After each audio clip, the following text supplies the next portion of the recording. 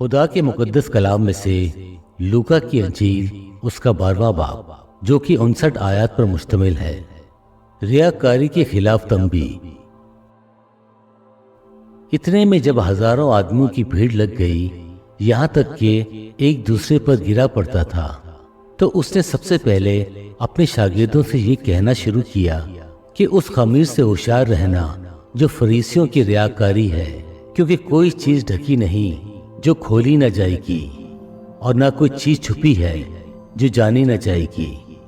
اس لیے جو کچھ تم نے اندھیرے میں کیا ہے وہ اجالے میں سنا جائے گا، اور جو کچھ تم نے کوٹھریوں کے اندر کان میں کہا ہے کوٹھوں پر اس کی منادی کی جائے گی۔ کن سے ڈرنا چاہیے؟ مگر تم دوستوں میں کہتے ہو کہ ان سے نہ ڈرو جو بدن کو قتل کرتے ہیں اور اس کے بعد اور کچھ نہیں کر سکتے۔ لیکن میں تمہیں جتاتا ہوں کہ کس سے ڈرنا چاہیے۔ اس سے ڈرو جس کو اختیار ہے کہ قتل کرنے کے بعد جہنم میں ڈالے۔ ہاں، میں تم سے کہتا ہوں کہ اسی سے ڈرو۔ کیا 2 پیسے کی 5 چڑیاں نہیں بکتی؟ تو بھی خدا کے حضور ان میں سے ایک بھی فراموش نہیں ہوتی، بلکہ تمہارے سر کے بال بھی گنے ہوئے ہیں۔ ڈرو مت، تمہاری قدر تو بہت سی چڑیوں سے زیادہ ہے۔ مسیح کا اقرار اور انکار کرنا۔ میں تم سے کہتا ہوں کہ جو کوئی آدمیوں کے سامنے میرا اقرار کرے، ابن آدم بھی خدا کے فرشتوں کے سامنے اس کا اقرار کرے گا۔ مگر جو آدمیوں کے سامنے میرا انکار کرے، خدا کے فرشتوں کے سامنے اس کا انکار کیا جائے گا۔ اور جو کوئی ابن آدم کے خلاف کوئی بات کہے، اس کو معاف کیا جائے گا، لیکن جو روح القدس کے حق میں کفر بکے، اس کو معاف نہ کیا جائے گا۔ اور جب وہ تم کو عبادت خانوں میں اور حاکموں اور اختیار والوں کے پاس لے جائیں، تو فکر نہ کرنا کہ ہم کس طرح یا کیا جواب دیں یا کیا کہیں، کیونکہ روح القدس اسی گھڑی تمہیں سکھا دے گا کہ کیا کہنا چاہیے۔ دولت مند بے وقوف کی تمثیل۔ پھر بھیڑ میں سے ایک نے اس سے کہا، اے استاد، میرے بھائی سے کہہ کہ میرے میراث کا میرا حصہ مجھے دے۔ اس نے اس سے کہا، میاں، کس نے مجھے تمہارا منصف یا بانٹنے والا مقرر کیا ہے؟ اور اس نے ان سے کہا، خبردار، اپنے آپ کو ہر طرح کے لالچ سے بچائے رکھو، کیونکہ کسی کی زندگی اس کی مال کی کثرت پر موقوف نہیں۔ اور اس نے ان سے ایک تمثیل کہی کہ کسی دولت مند کی زمین میں بڑی فصل ہوئی، بس وہ اپنے دل میں سوچ کر کہنے لگا کہ میں کیا کروں، کیونکہ میرے ہاں جگہ نہیں جہاں اپنی پیداوار بھر رکھوں۔ اس نے کہا، میں یوں کروں گا کہ اپنی کوٹھیاں ڈھا کر ان سے بڑی بناؤں گا، اور ان میں اپنا سارا اناج اور مال بھر رکھوں گا، اور اپنی جان سے کہوں گا، اے جان، تیرے پاس بہت برسوں کے لیے بہت سا مال جمع ہے، چین کر، کھا پی، خوش رہ۔ مگر خدا نے اس سے کہا، اے نادان، اسی رات تیری جان تجھ سے طلب کر لی جائے گی۔ بس جو کچھ تو نے تیار کیا ہے وہ کس کا ہوگا؟ ایسا ہی وہ شخص ہے جو اپنے لیے خزانہ جمع کرتا ہے اور خدا کے نزدیک دولت مند نہیں۔ خدا پر بھروسہ۔ پھر اس نے اپنے شاگردوں سے کہا، اس لیے میں تم سے کہتا ہوں کہ اپنی جان کی فکر نہ کرو کہ ہم کیا کھائیں گے، اور نہ اپنے بدن کی کہ کیا پہنیں گے، کیونکہ جان خوراک سے بڑھ کر ہے اور بدن پوشاک سے۔ کوؤں پر غور کرو کہ نہ بولتے ہیں نہ کاٹتے ہیں، نہ ان کے کھاتا ہوتا ہے نہ کوٹھی، تو بھی خدا انہیں کھلاتا ہے۔ تمہاری قدر تو پرندوں سے کہیں زیادہ ہے۔ تم میں سے ایسا کون ہے جو فکر کر کر اپنی عمر میں ایک گھڑی بڑھا سکے؟ بس جب سب سے چھوٹی بات نہیں کر سکتے تو باقی چیزوں کی فکر کیوں کرتے ہو؟ سوسن کے درخت پر غور کرو کہ کس طرح بڑھتے ہیں، وہ نہ محنت کرتے نہ کاٹتے ہیں۔ تو بھی میں تم سے کہتا ہوں کہ سلیمان بھی باوجود اپنی ساری شان و شوکت کے ان میں سے کسی کی مانند مبلس نہ تھا۔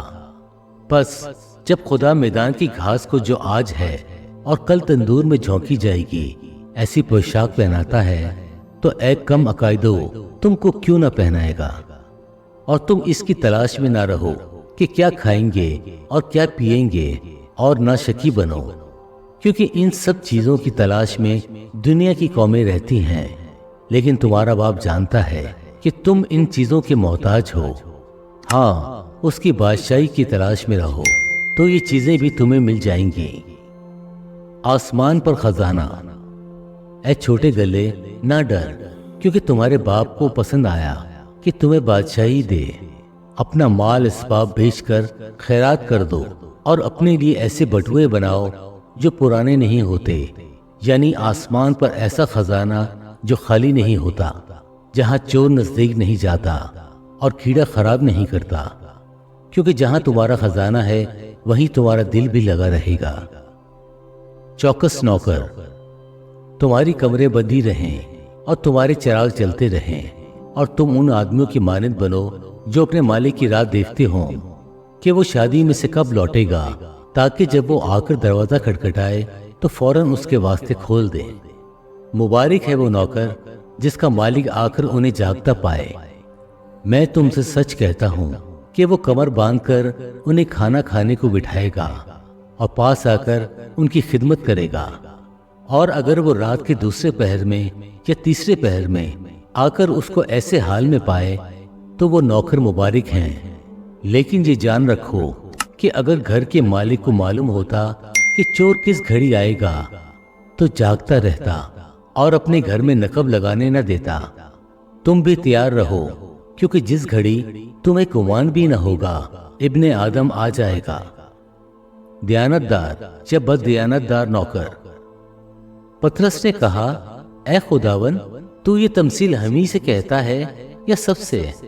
خداوند نے کہا، کون ہے وہ دیانت دار اور عقل مند دروغہ جس کا مالک اسے اپنے نوکر چاکروں پر مقرر کرے کہ ہر ایک کی خوراک وقت پر بانٹ دیا کرے۔ مبارک ہے وہ نوکر جس کا مالک آ کر اس کو ایسا ہی کرتے پائے۔ میں تم سے سچ کہتا ہوں کہ وہ اسے اپنے سارے مال پر مختار کر دے گا۔ لیکن اگر وہ نوکر اپنے دل میں یہ کہہ کر کہ میرے مالک کے آنے میں دیر ہے، غلاموں اور لوڈیوں کو مارنا اور کھا پی کر متوالا ہونا شروع کرے، تو اس نوکر کا مالک ایسے دن کہ وہ اس کی راہ نہ دیکھتا ہو اور ایسی گھڑی کہ وہ نہ جانتا ہو آ موجود ہوگا، اور خوب کوڑے لگا کر اسے بے ایمانوں میں شامل کرے گا۔ اور وہ نوکر جس نے اپنے مالک کی مرضی جان لی اور تیاری نہ کی، نہ اس کی مرضی کے موافق عمل کیا، بہت مار کھائے گا۔ مگر جس نے نہ جان کر مار کھانے کے کام کیے، وہ تھوڑی مار کھائے گا، اور جسے بہت دیا گیا اس سے بہت طلب کیا جائے گا، اور جسے بہت سونپا گیا ہے اس سے زیادہ طلب کریں گے۔ یسوع تفرقہ کا سبب۔ میں زمین پر آگ بھڑکانے آیا ہوں، اور اگر لگ چکی ہوتی تو میں کیا ہی خوش ہوتا، لیکن مجھے ایک بپتسمہ لینا ہے، اور جب تک وہ نہ لے لوں میں بہت ہی تنگ رہوں گا۔ کیا تم گمان کرتے ہو کہ میں زمین پر صلح کرانے آیا ہوں؟ میں تم سے کہتا ہوں کہ نہیں، بلکہ جدائی کرانے، کیونکہ اب سے ایک گھر کے 5 آدمی آپس میں مخالفت رکھیں گے، 2 سے 3 اور 3 سے 2۔